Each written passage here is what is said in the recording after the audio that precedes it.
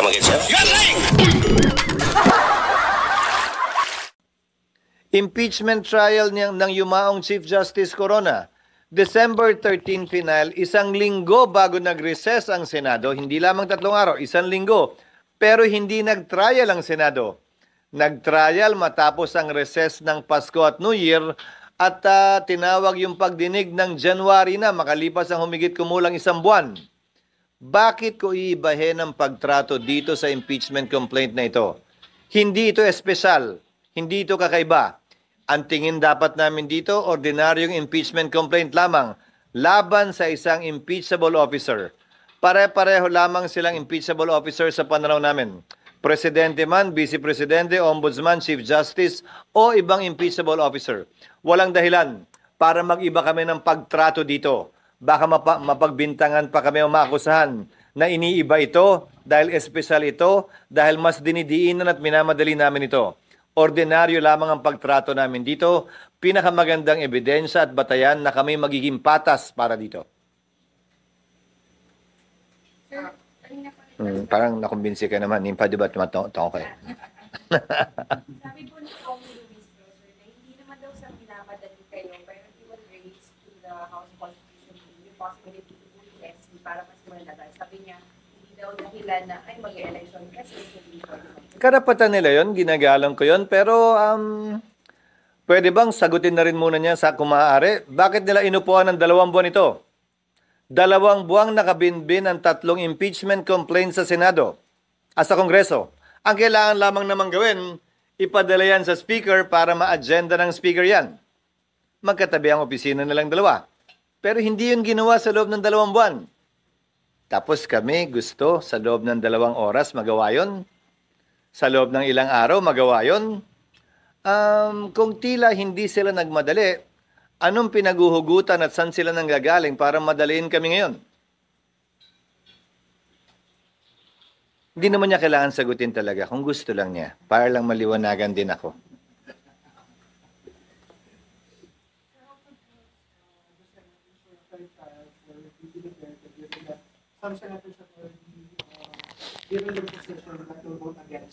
Well, aren't we starting on the right foot by treating it like any other impeachment complaint? That's a good start, I believe. Now, with respect to those who are voicing out their position, I would hasten to remind them once again and admonish them once again to kindly refrain from doing so in order to maintain and keep the impeachment court itself and the process fair, without any prejudgment on the part of any member of the Senate for or against impeachment.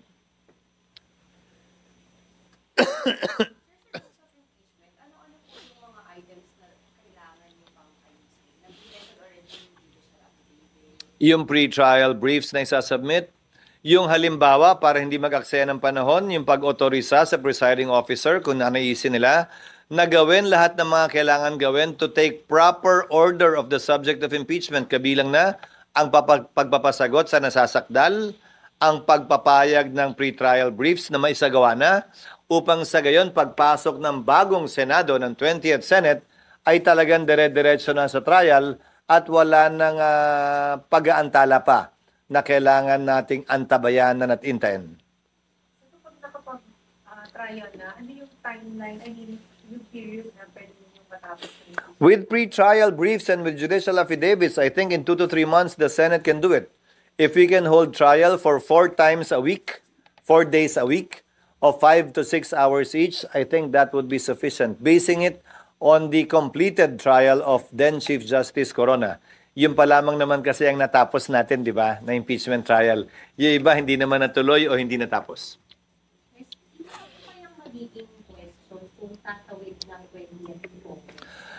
Malayang pwedeng may magtanong, pero anong gusto nilang gawin namin? Finish or not finish, pass your paper. Ano to, exam ng grade 3? Hindi pa tapos magpresenta ng testigo, yung prosecution at depensa dahil June 30 na. Oh, pagbotohan na natin to.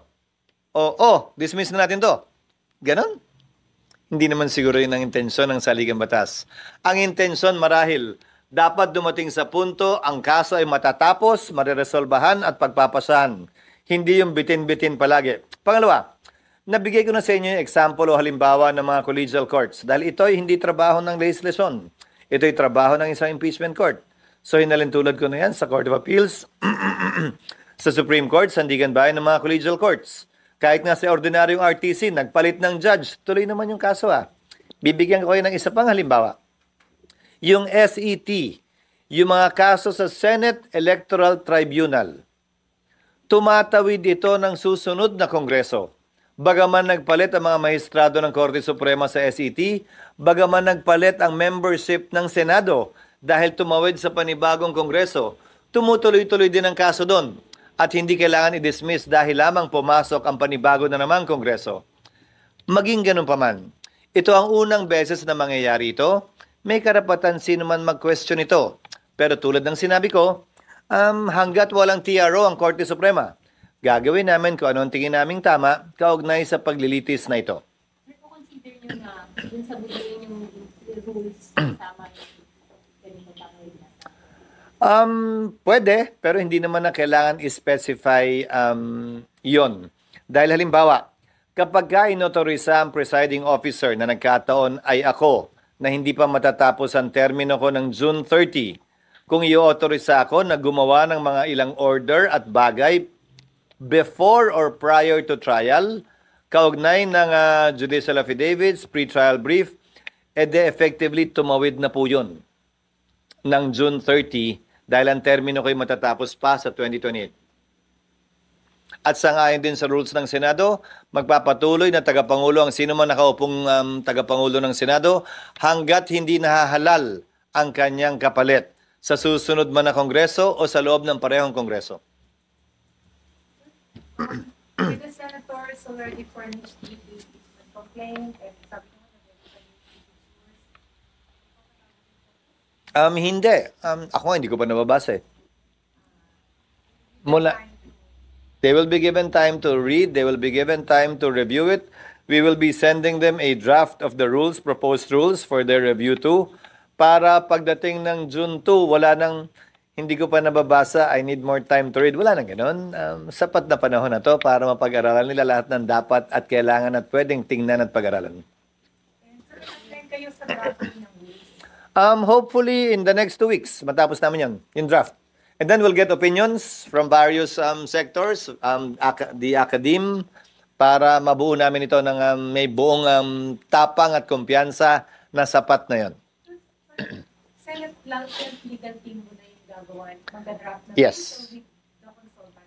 With the consultants na. Tapos ibabato namin sa ilang academe, sa sector na academe, ilang mga kaibigan namin sa academe, basta't hindi sila sasama o kasama sa impeachment trial sa magkabilang panig. Because again, as I told you the last time, balita namin, siyempre marami ng mga abogadong nagkukonsultahan, nag-a-apply, nagkinukuha sa prosecution man o sa depensa. Come again, sir.